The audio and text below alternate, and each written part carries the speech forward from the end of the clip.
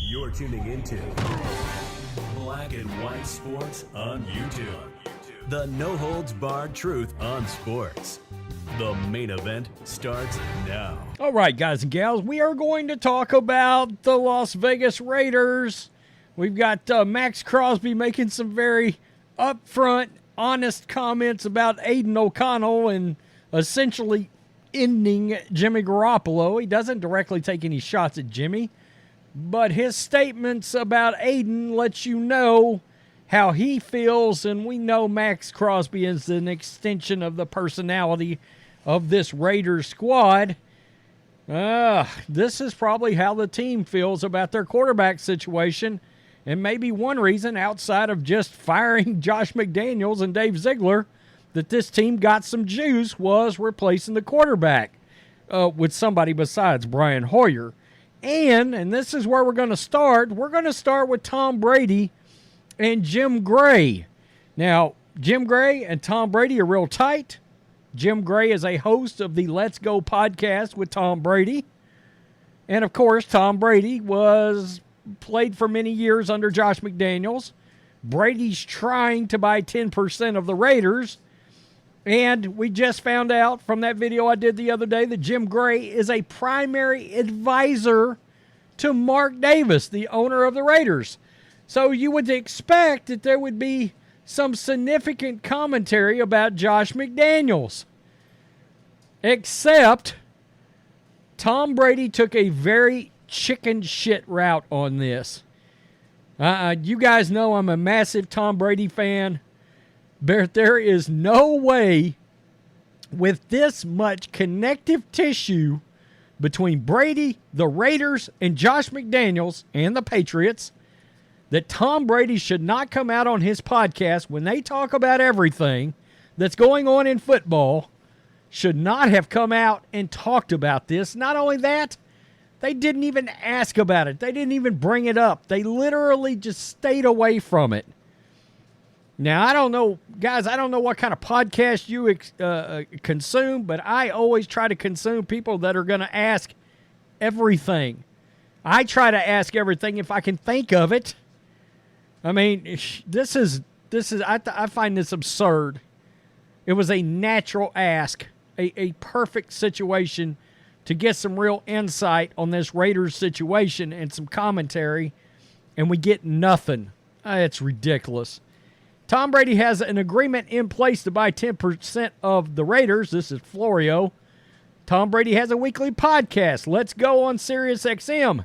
Since last week's episode, the Raiders fired Brady's longtime former offensive coordinator, Josh McDaniels. And in the new episode of Let's Go, Brady doesn't go there on the topic of McDaniels' dismissal. How can that be? ? Good question. It's the lowest of low-hanging fruit. Quote, Tom, what did you think of your business partner, Mark Davis, firing your old friend, Josh McDaniels? Did Davis consult with you? Did you agree with the move? Did you disagree? Have you talked to Davis? Have you talked to Josh? What do you think about Antonio Pierce getting the interim job?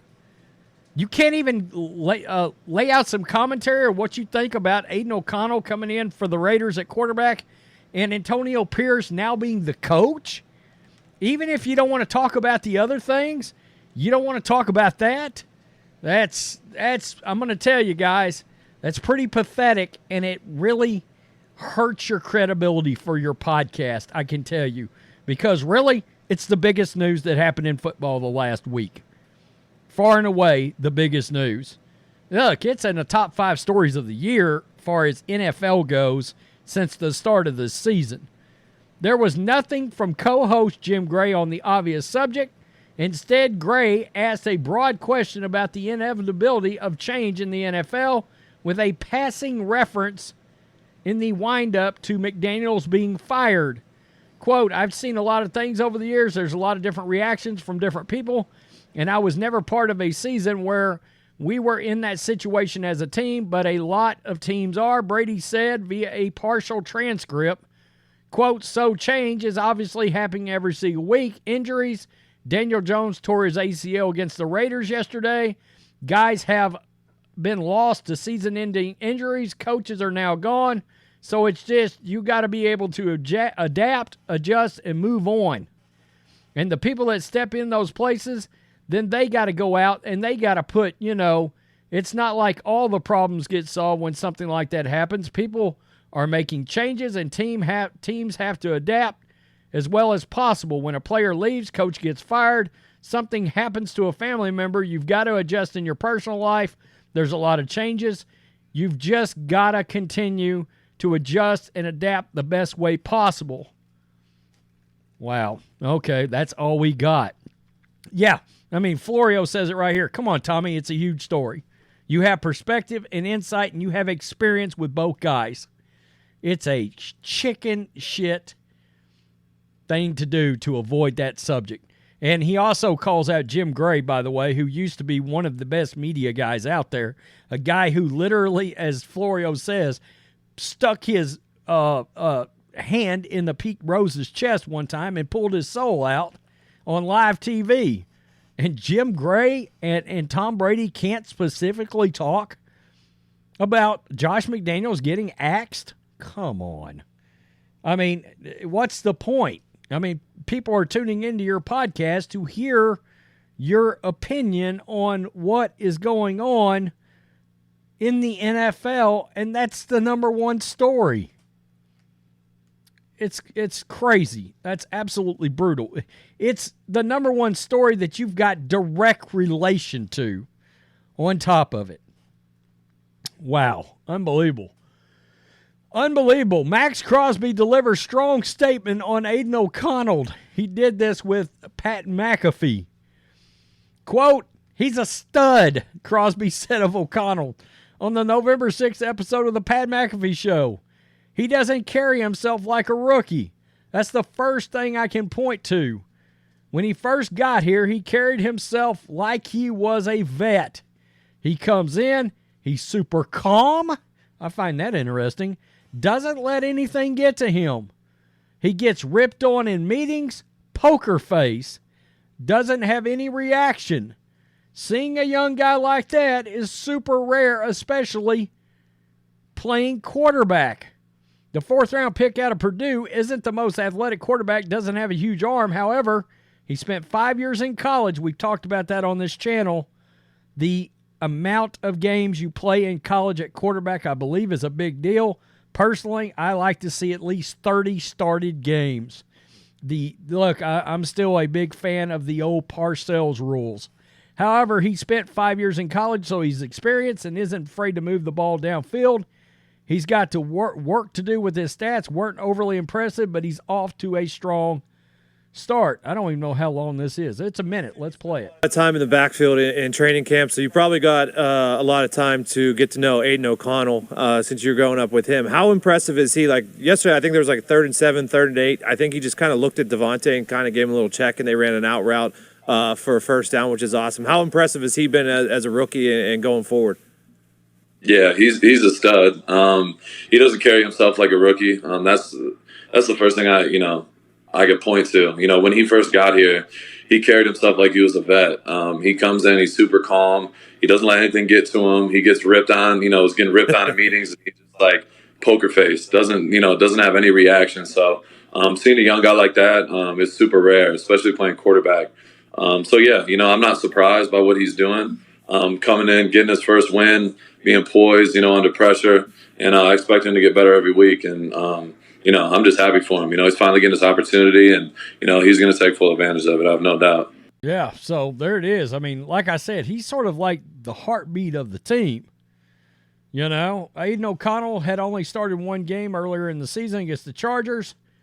The start against the Giants was different, as it was the first time he had a coaching change at Purdue. He was coached by Jeff Brom.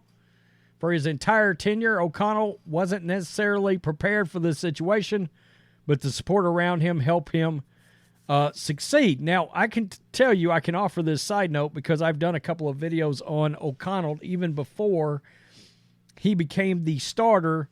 We talked about him before the draft, okay? And one of the things that came out of that was, again, a lot of starts, right? and the fact that he's super smart, processes well.